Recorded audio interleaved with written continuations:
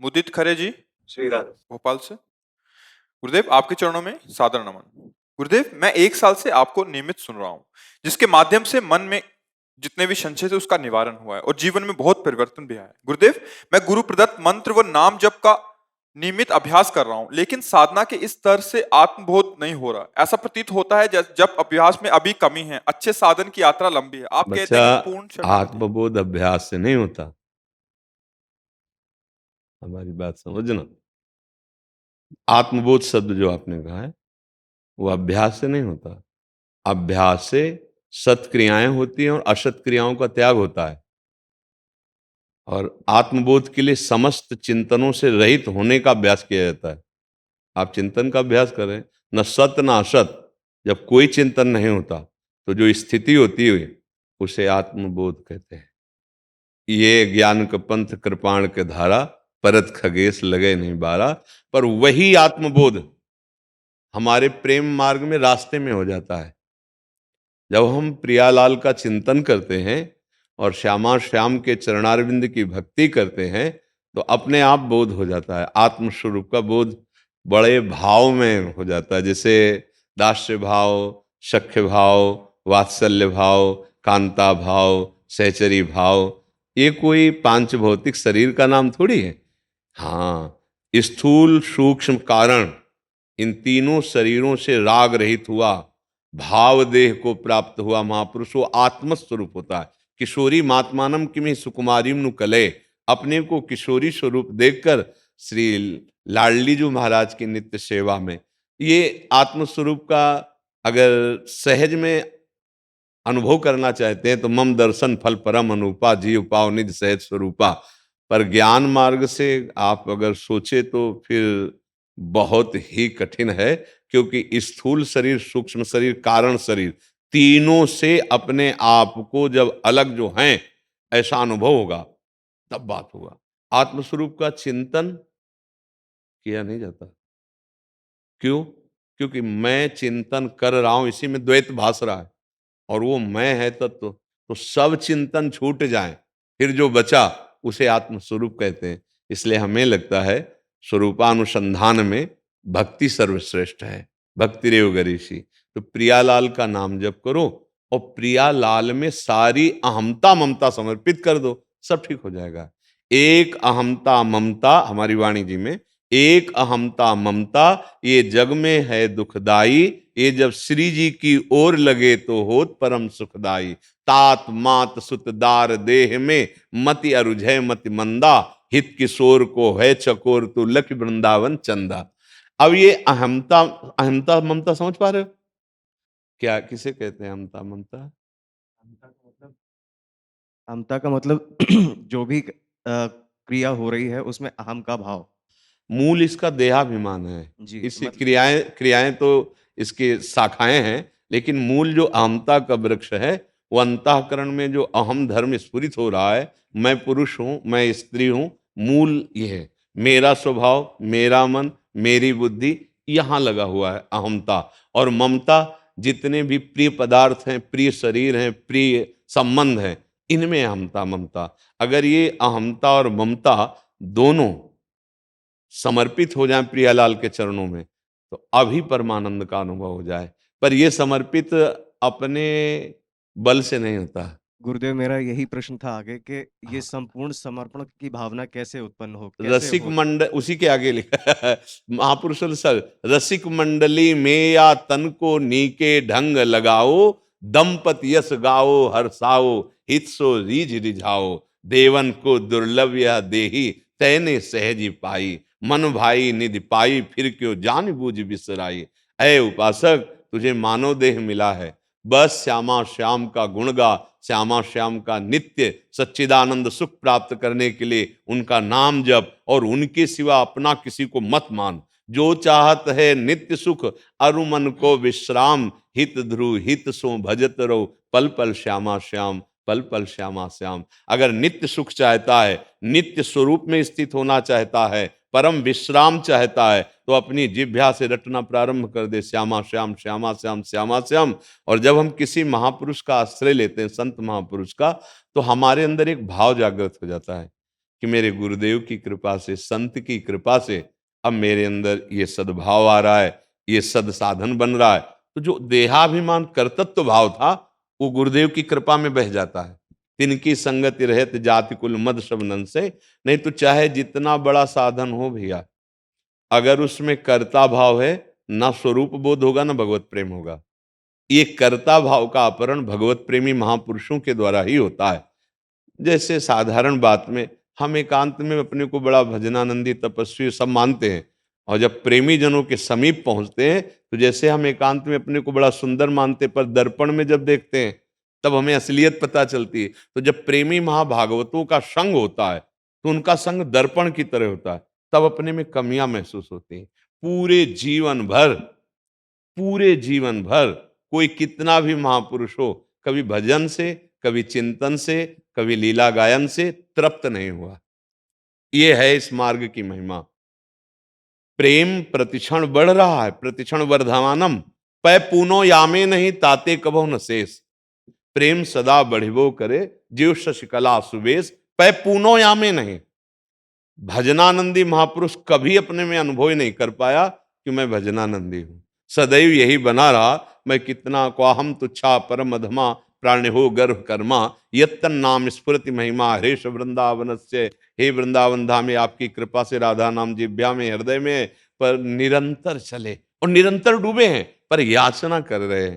तन मन के बिछुरे नहीं, चाह बढ़े दिन रैन, कबहु संजोग न मानही, और देखें भरी भरी नैन। ये अद्भुत जब स्थिति, ये रेमन रसिकन संग बिन रंचन उपजय प्रेम। जब प्रियालाल के प्रेमी जनों का संग होता है, भगवत प्रेमी महात्माओं का, तो उनकी कृपा से अहम गलित हो जाता है। क्योंकि जैसे हम अपने को बहुत ऊंचा माने, जब पहाड़ के नीचे गए तो अब फिर अपनी ऊंचाई समझ में आ गई। ऐसे ही वो पहाड़ के समान भजनानंदी है, अपार अडिग विश्वास, निरंतर प्रेम में डूबे और दैन्य मूर्ति। जब उनके समीप पहुंचते तब लगता है कि हम में क्या है, हमारी क्या सामर्थ्य है। ये तो केवल प्रियालाल की कृपा से या गुरुदेव की कृपा से हो रहा। अहम जब तक रहेगा बच्चा, तब तक न स्वरूप बोध होता है, न भगवत प्रेम होता है। अहंकार विमूढ़ता को पुष्ट रखता है। अहंकार विमूढ़ात्मा करता हमिति मन्यते, तो वो विमूढ़ता नष्ट होती भगवत प्रेमी महात्माओं के संग से। और भगवान की कृपा से जिनको सत्संग प्राप्त है, भगवत लीला कथा पठन श्रवण कथन, इसका उसके हृदय में भाव है, तो ये अहम गलित हो जाता है। बिना महापुरुषों का संग के ये अहम बहुत पुष्ट होता रहता है। समस्त वेदों का ज्ञान होने पर, शास्त्रों का ज्ञान होने पर इस अहम पे कोई फर्क नहीं पड़ता।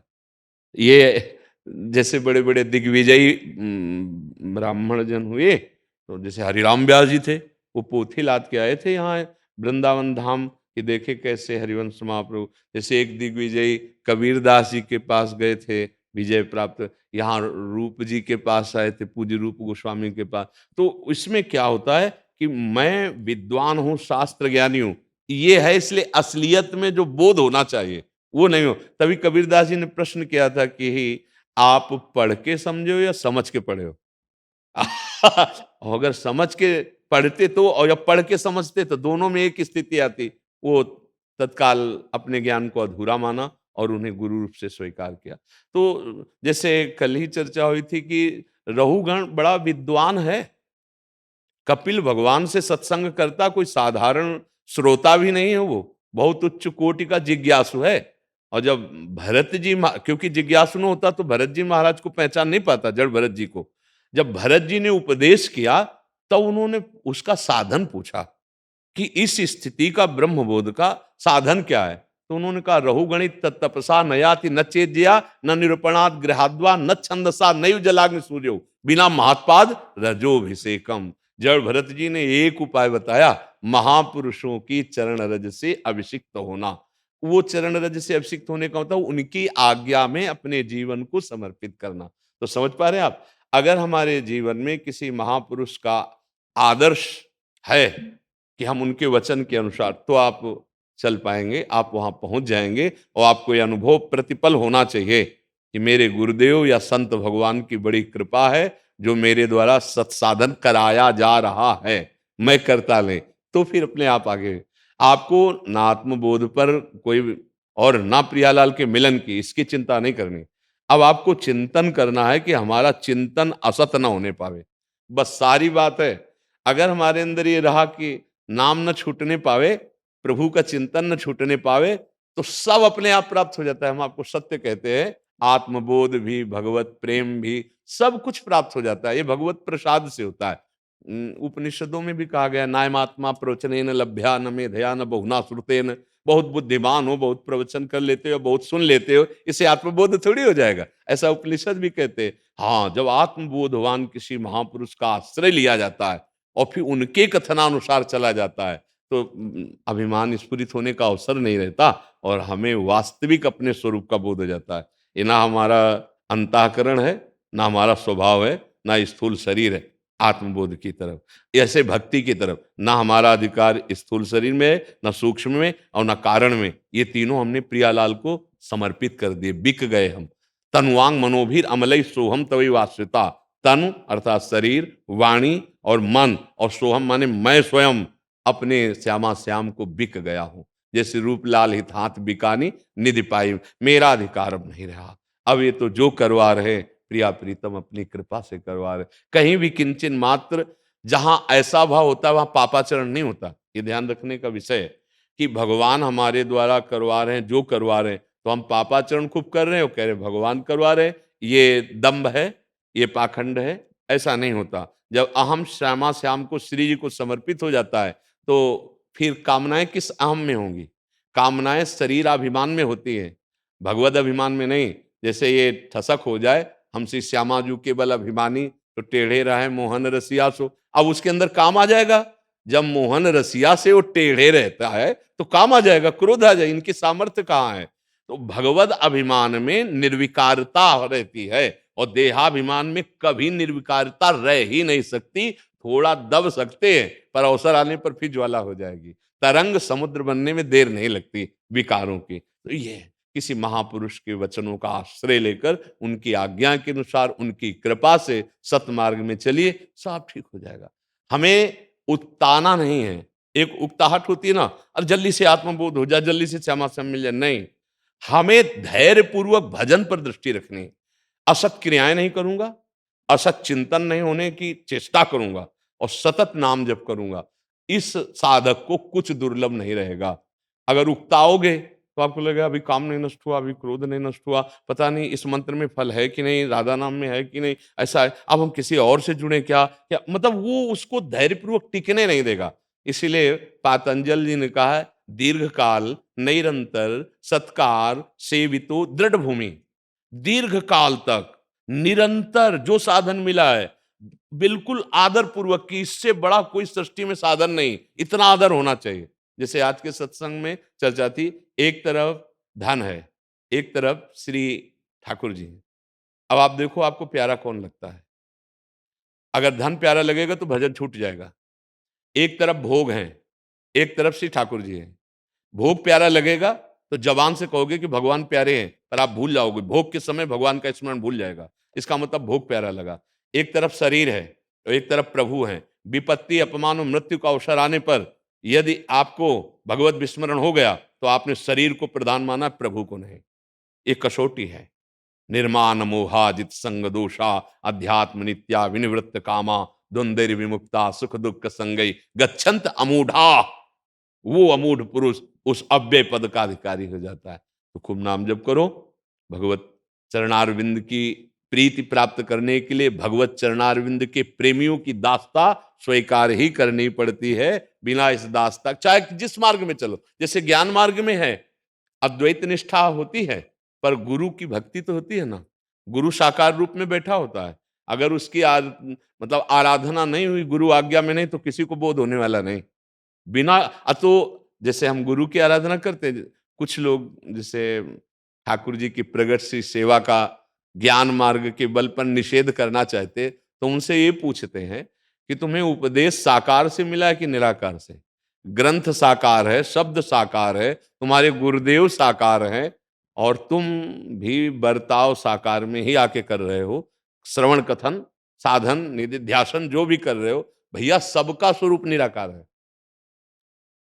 जो आत्मा स्वरूप है हम जैसा भाव करते हैं वो वैसे ही अनुभव में आता है।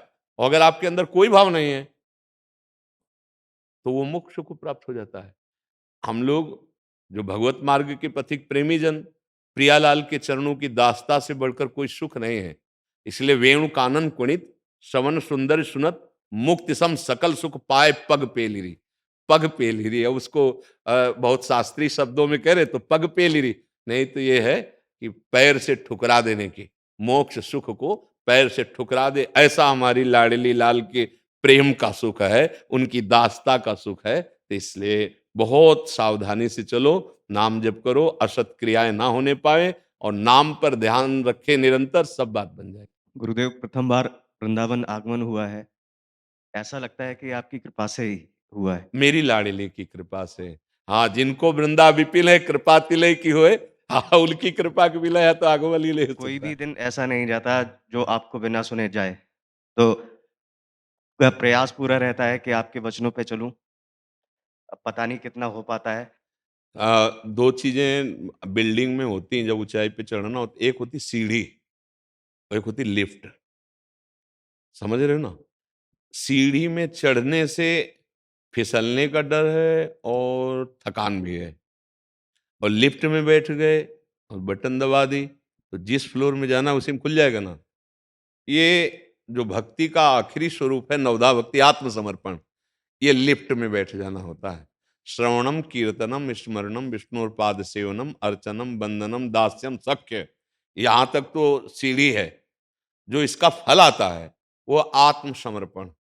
अब ये लिफ्ट में बैठ गया उपासक, तो अभी करो, करना ही पड़ेगा क्योंकि करने का वेग है। जब वो करते करते वेग हार जाता है तब उसे लिफ्ट मिलती है, कृपा।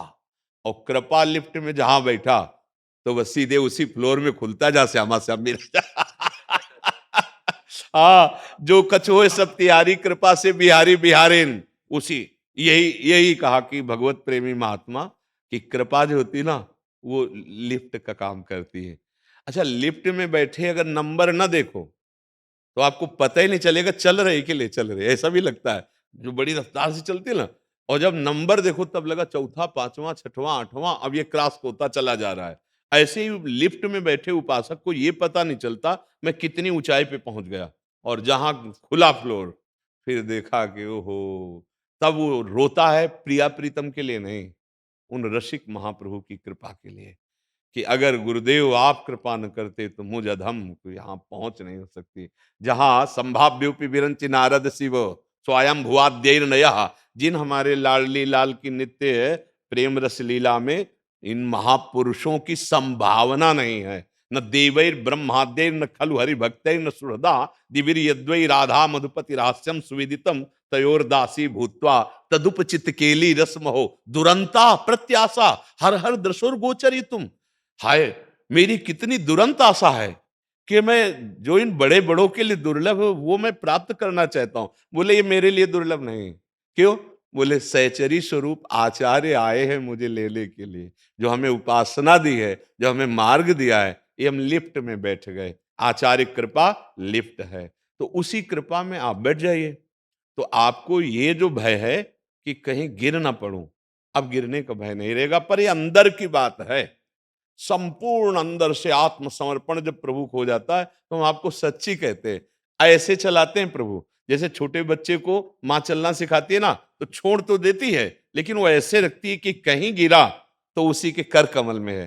तो अभयद भुज दंड मूल पीनन सानुकूल, श्री हमारे लालजू महाराज के अभय भुजाएं हैं, वो ऐसे ऐसे करते रहते हैं। क्योंकि प्यारी जू के चरणारविंद का शरणागत कभी ऐसा नहीं पाया गया। एक शब्द श्री पाद प्रबोधानंद जी ने लिखा है कि भगवान के मोहिनी अवतार में भी सामर्थ्य नहीं कि गोरे चरणारविंद की ठसक रखने वाले को मोहित कर सके। हमारी जो किशोरी जी का, तो अगर कोई भी इधर से प्रवचन या सत्संग सुनेगा इधर का, तो उसमें विश्राम वहीं होगा, श्री राधाजुग चरण निवास। क्यों? क्योंकि लालजू महाराज कभी कभी गुस्सा भी हो जाते हैं कि इतनी कृपा की, इतनी दया की, और ये जीव अपनी मानता नहीं, मनमानी आचरण करता है, तो फिर तिनका काल रूप में भ्राता। पर अगर हम लाडली जी की शरण में हैं, न देवैर ब्रह्मादैर न खलु हरिभक्तैर न सुहृदा दिविर यद्वै राधा मधुपति रहस्यम सुविदितम। यहाँ जो हमारी प्यारी जी के चरणों का आश्रय लेने का है कि लालजू महाराज अगर तनिक भी क्रोधित हो जाते हैं उस उपासक के आचरण को देख करके, तो लाडली जो हमें बचाते हैं, हम आपको बताएं, लाडली जो ऐसे जहां देखा, निर्तन भ्रकुट बदन अंबुज मृदु सरस हास मद बोलल, तो अति आसक्त लाल अली लंपट बस कीने बिन मूलन। इसकी व्याख्या इसलिए नहीं करेंगे, इसका अधिकार चाहिए। तो लाडली जो जहां चितवन करी तहां लालजू ने तत्काल पास कर दिया। अब ध्रुवदास जी उसका प्रमाण दे रहे हैं, यद्यपि भक्त अनन्य जो विषय इंद्रियन बस होए कर्मठ कोटि जितेंद्रियन ते समलाय न कोय। करोड़ों जितेंद्रियों कर्मकांडी उसकी बराबरी नहीं कर सकते, क्योंकि लाडली जी के चरणों का आश्रय ले लिया। यद्यपि उसमें अभी विषय प्रधानता है, अभी इंद्रियां फिसल जाती हैं, पर उसकी समानता नहीं कर सकता, क्योंकि उस लाडली जी का अनन्य हो चुका है। अब कुछ ही समय बाद उसके अंदर स्फुरना भी बंद हो जाएगी काम आदि दोषों की। तो हम प्रियाजू के चरणारविंद का आश्रय लेकर खूब राधा नाम जप करें। तो लाडली जू का नाम एक जानते हो क्या? अलबेली सरकार। वो हमारे अपराधों को नहीं देखते हैं, सहज स्वभाव पर यो नवल किशोरी जी को मृदुता दयालुता कृपालुता की राशि है। और नेक हूं नरिस कहूं भूली हुल होत सखी रहत प्रसन्न सदा ये मुखात। ऐसी सुकुमारी और प्यारे लाल जू की प्राण प्यारी, और धन्य धन्य धन्य तेई जे इनके उपास है। वो धन्य हो गया जो हमारी लाडली जो महारानी जी का सर्वेश्वरी रासेश्वरी उनका आश्रय ले लिया। सही पूछो तो हम लोगों से गलतियां होंगी ही, अगर हम कसम खा के भी कहे आज से गलती नहीं करेंगे, तो देखो मन है हमारा, जब तक ये निज रस प्राप्त नहीं करेगा तब तक ये हमें भटकाएगा। तो हमको एक ऐसा सहारा चाहिए जो हमको दुलार करके संभाल सके। केवल डांट से ही काम नहीं चलेगा, डांट से काम चलेगा तो निराशा आ जाएगी ना। हर बार डांटे डांट मिले तो निराशा नहीं आ जाएगी, तो हमको दुलार भी मिले। तो हमको तो ऐसा महादेव जी की कृपा से कि इतना क्षमा और दुलार केवल लाडली जू में पाया गया। बहुत करुणामयी, बहुत करुणामयी हमारी लाडली जू, बहुत करुणामयी। इसलिए हम सबसे कहते हैं कि हम किसी संप्रदाय की बात नहीं कहते, हम छाती की बात कहते हैं। राधा राधा राधा राधा स्वयं हरि जपते हैं, एकांतिक बात कह रहे हैं। स्वयं हरि रसना राधा राधा रट जपत हरि विवश तव नाम प्रतिपद विमल मनसि तव ध्यान ते निमिष नहीं तरिबो। जिनका ध्यान स्वयं भगवान शंकर शनकादि ब्रह्मादि करते, ध्येयम सदा परिभवग्न मभीष्ट दोहा, वो प्रभु हमारी लाडली जी का ध्यान करते राधा राधा राधा। मान जाओ राधा राधा राधा और श्री जी के चरणों की ठसक, और फिर आप देखना कौन घसीट सकता है आपको, बिगाड़ नहीं सकता। क्योंकि लाडली जी के हम पक्ष में, तो लालजू महाराज हम पर विशेष कृपा करेंगे। हाँ, राधा राधा बोलने वाले के पीछे पीछे लालजू डोलते हैं, पक्की बात। जपते रहो, फिर आपको सुनाई देंगे नूपुरों की ध्वनि, पीछे मुड़ के देखना। तो जहां लालजू वहीं लाडली जू, जहां लाडली जू वहीं लालजू, एक क्षण के लिए भी दोनों अलग नहीं होते। ठीक है? और मस्त रहो। मनुष्य जीवन हर समस्याओं को सहने के लिए मिला है, मिटाने की बात नहीं सोचना है। मिटाना तो अहमता ममता, दुख सुख को सह जाओ, मान अपमान को सह जाओ और भगवत प्राप्त हो जाओ, प्रियालाल को प्राप्त हो जाओ।